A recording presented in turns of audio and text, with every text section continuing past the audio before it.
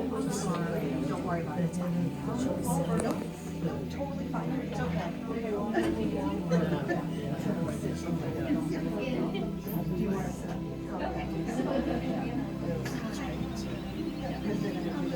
So I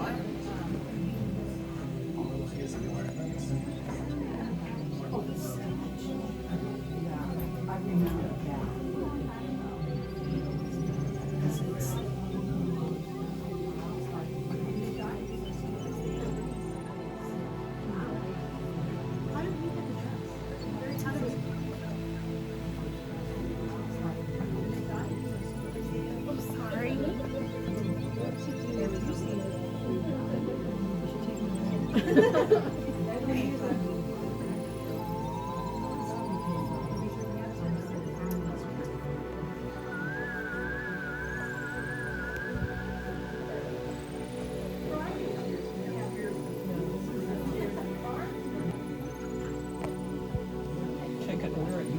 I know. You gotta make a little note while you can, right?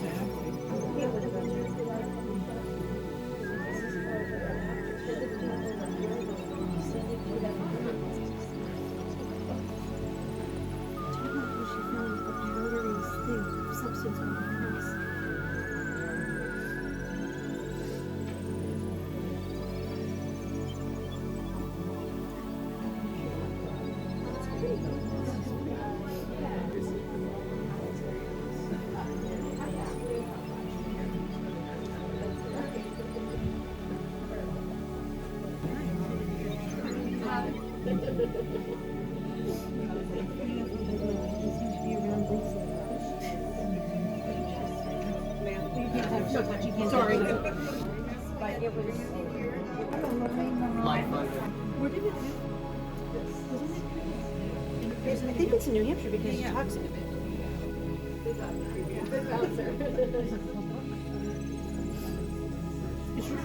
I want to read the description. If you ever do, I'll make these announcements whenever you want. I can always make it. Don't remember when this gift came to us. Oh, it was joking. As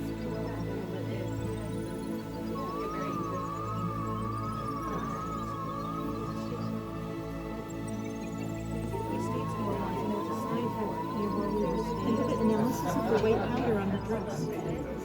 Sodium, aluminum, iron, and magnesium.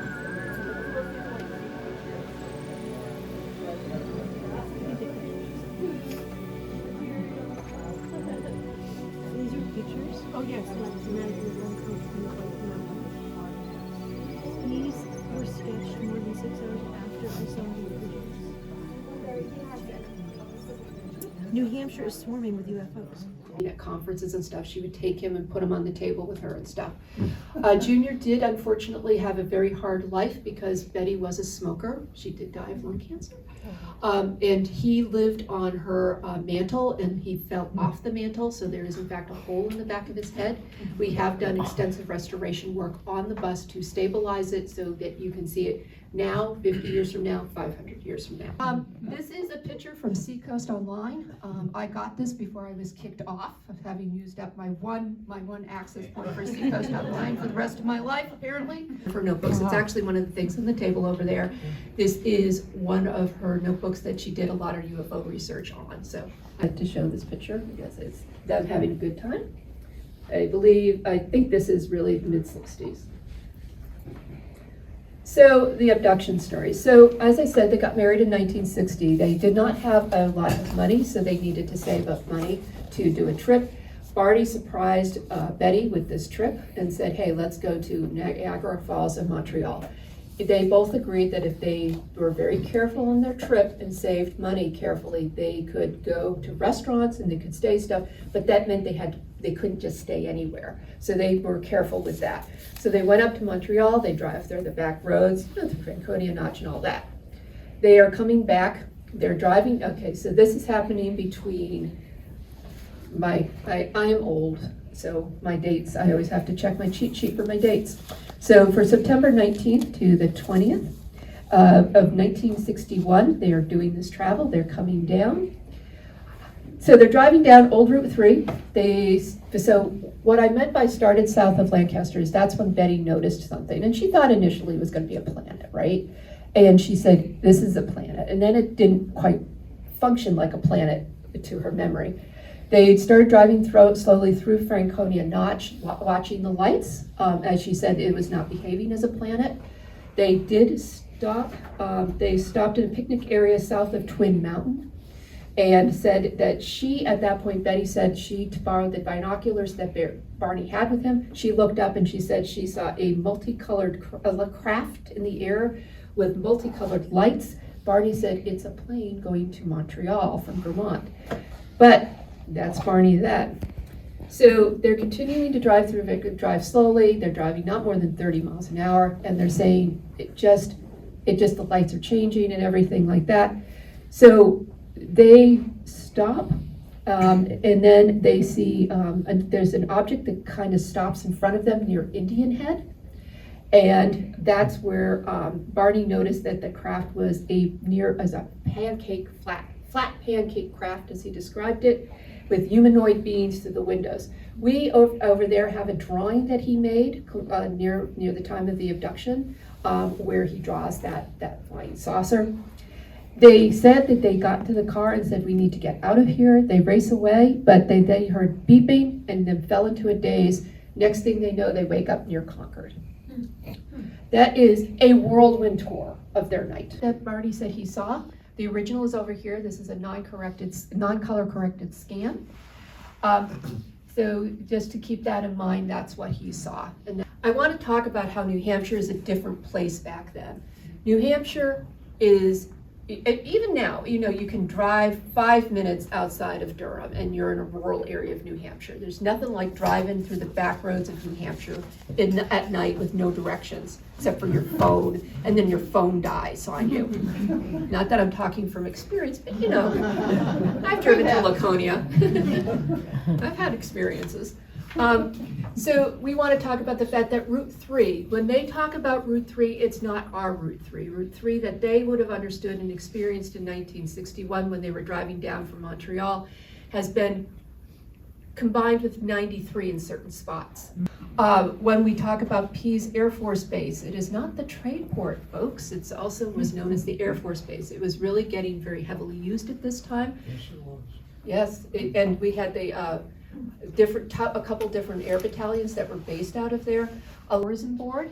Many of you may have stopped to see the sign. There was a big petition to get the sign here. This is pretty close to where the initial abduction happened, as far as people can tell, because there's the story of the abduction and then how the abduction story came out. So the immediate was when they woke up in Concord, was immediately they noticed damage to their clothes. Barney said the binocular strap was torn, that they noticed that there was some feeling of lost time. They did not know immediately. We're talking like within days of the incident. Later on, they find out later. In October of 1961, Barney reports the incident to NICAP. NICAP is the National Investigations Committee on Aerial Phenomena. And we have the transcript, a typescript of the interview that Walter Webb of NICAP did of Barney within a month after that incident and what they remember of the incident. Betty starts to write down her dreams. She believes, she starts having dreams that they are having, that they were stopped at a roadblock. She has dreams of being forced to walk through the woods by two little men. She has other dreams of being in the spaceship and stuff like that. She can't really pull this together. So the other thing that happens as they're being interviewed by NICAP over a few months is they start having that memory, and the interviewer says to them, hey, there seems to be more time here. And that's when they started becoming aware that it was 7 hours that was not completely missing, not just 2 hours there. So she starts to do this. In September 63, the Hills attend a talk in hypnosis at their local church, which then sets them down the path. They attend a talk given by Ben Sweat, who is talking about how hypnosis and hypnosis regression will help you recover lost memories. And that's when they do that. So we actually have a letter draft that Betty wrote starting to solicit hypnosis people. She started doing this in 62, but 63 is that meeting with Ben Sweat is what really sets them down the path to meeting Dr. Simon, who she did some commissioned art. This is an example because one of the things they do talk about in the abduction is a lot of the people wearing caps on their heads, black caps, and some did not. So she wanted to create this. She calls them little gray-green men, and that's why I say that when I talk about it from Betty's point of view, little gray-green men. But when you talk about culture, you'll always hear the jokes about little green men, and we all have seen X-Files, so you know what that is. We also know she took it off the day of the abduction. She felt that there were rips. There was rips. She described rips and tears around the neck and hemline and everything like that. Those are present in the dress, that, as you can see it right there. Took the dress off. She threw it out initially, and she said, wait a minute, I think we need to probably save this. She took it out of the trash, hung it up, and put it in her closet. So there is an account of that, of what she did. That's actually in her own hand. She used typewriters. So that's over there on the table as well as how she described it. But this is what she wore beforehand. One of the things that happened with the dress over time is, and this is a preview of it, the dress is extraordinarily fragile. The dress is over 60 years old at this point. This happened in 61 and this is 2025. So math says it's older, about 63, 64 years. And it's probably older than that. The reason why it has the clips, has the samples cut out of it is that Betty would let people take samples out of the dress in order to send it for testing and everything like that. We have a folder of the various tests that she had commissioned herself all the way from the late 60s, 70s up into 2000, which was the most thorough test. The dress itself, we keep it in that box so you can actually see it. We will bring it out for people on request. We do not touch it because it's a 60-plus-year-old textile that was not like Coco Chanel. So it's very fragile alone with the fabric there, and it's been through some tough times because of where it was stored for many years and everything like that. The last time I touched that dress, well, I do touch it every now, but the last time we were asked by some UFO researchers to turn it inside out so if they could see any testing that was done inside the dress or if there's any residue left inside, and the dress was it started to tear as we touched it, so I said we can't do that. So just to let you know, but this is also an archival challenge for us because anything we do to alter the state of the dress means that it alters it from the way it was when she took it off the day after she was abducted, and that takes us a bit away from the authenticity. So we've done a lot. This is the dress. This is a little exhibit we had up in the museum here for a while. The DNA testing was ever done on the dress? No. And what was found, whether there's any sign of alien life form or non-human life form on the dress? No, the last tests were done in 2000 and they focused on chemical tests. They did not find any DNA. They didn't do any DNA. The best way to describe it is inconclusive.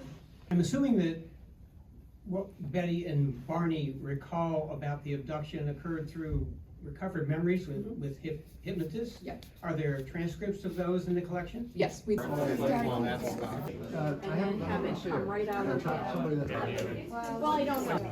So, and the question is, why does everyone say that she was?